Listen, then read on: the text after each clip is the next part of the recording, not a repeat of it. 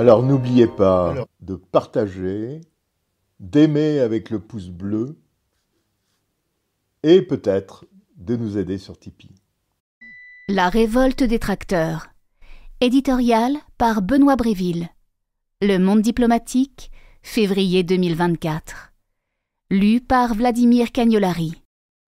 Lors de son monologue télévisé de 2 heures, le 16 janvier dernier, M. Emmanuel Macron n'a pas consacré plus de 5 secondes au sort des agriculteurs. Une clairvoyance indéniable. 2 jours plus tard éclatait l'une des plus importantes révoltes agricoles des dernières décennies. Aux 4 coins de France, des tracteurs bloquent les autoroutes, des éleveurs déversent du lisier devant les supermarchés, des pneus brûlent sur le parvis des mairies, des préfectures et permanences d'élus sont prises pour cible.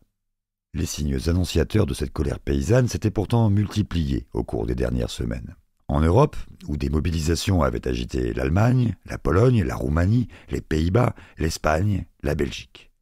Mais aussi en France, où depuis novembre 2023, des agriculteurs retournaient les panneaux de signalisation plantés à l'entrée des communes, en symbole d'une profession qui marche sur la tête.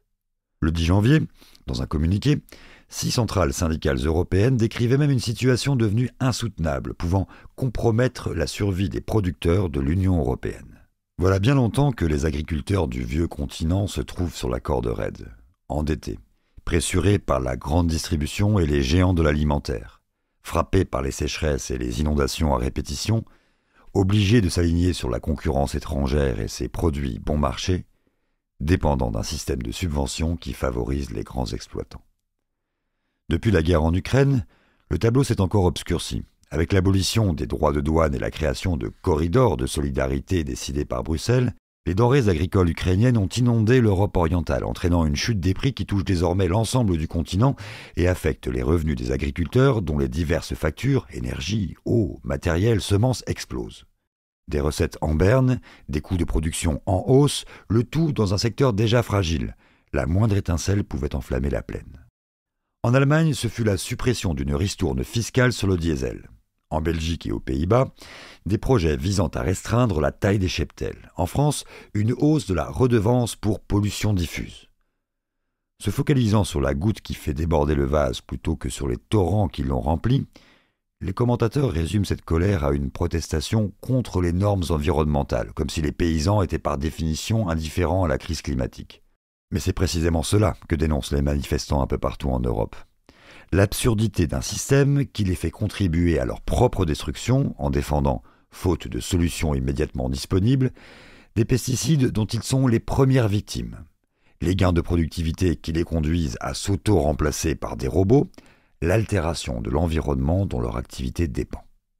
La part des agriculteurs dans la population active française est passée de 35% en 1946 à moins de 2% aujourd'hui. L'avenir du monde paysan oscille entre 3 horizons.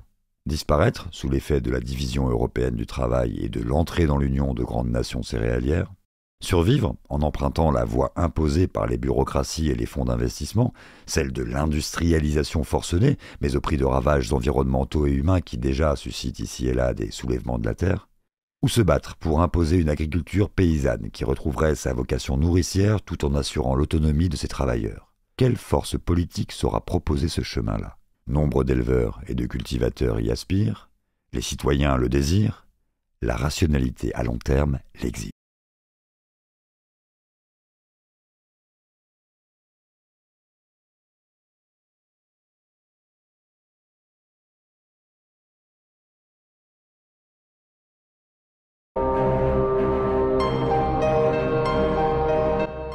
Alors n'oubliez pas de partager, d'aimer avec le pouce bleu et peut-être de nous aider sur Tipeee.